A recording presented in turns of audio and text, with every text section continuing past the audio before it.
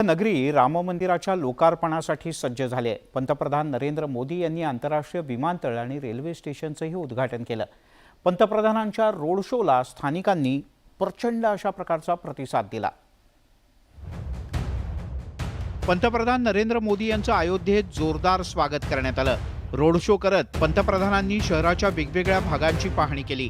22 जानेवारीला राम मंदिराचं लोकार्पण होणार आहे। या पार्श्वभूमीवर अयोध्या शहरात पायाभूत सोयी सुविधांचं जाळं विणण्यात आलंय।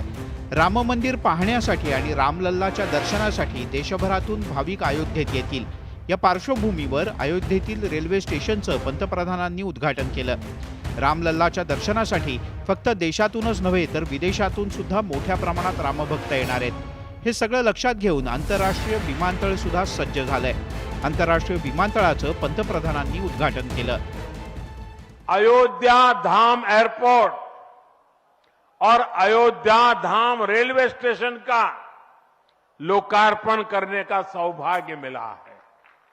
मुझे खुशी है कि अयोध्या एयरपोर्ट का नाम महर्षि वाल्मीकि के नाम पर रखा गया है। 22 जानेवारी रोजी प्रभू रामाच्या मूर्तीची प्राणप्रतिष्ठा केली जाईल। या कार्यक्रमासाठी आत्तापासूनच तयारी सुरू झाली आहे। पंतप्रधान झाल्यापासून नरेंद्र मोदी यांचा अयोध्येचा हा चौथा दौरा आहे। पण आपल्या कर्तव्याच्या प्रती जेवढं दृढ होऊ तेवढंच रामराज्य प्रत्यक्षात येईल असं वक्तव्य पंतप्रधानांनी केलं। मोदी की गारंटी पर आज देश को इसलिए भरोसा है क्योंकि मोदी जो गारंटी देता है उसे पूरा करने के लिए दिन रात एक कर देता है। ये अयोध्या नगरी भी तो इसकी साक्षी है।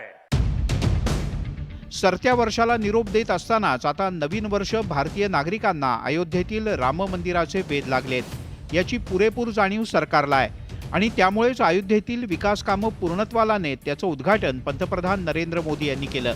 एकंदरीतच अयोध्या नगरी आता 22 जानेवारीसाठी सज्ज झाल्याचं दिसतंय। Bureau report, news 18 Lokmat.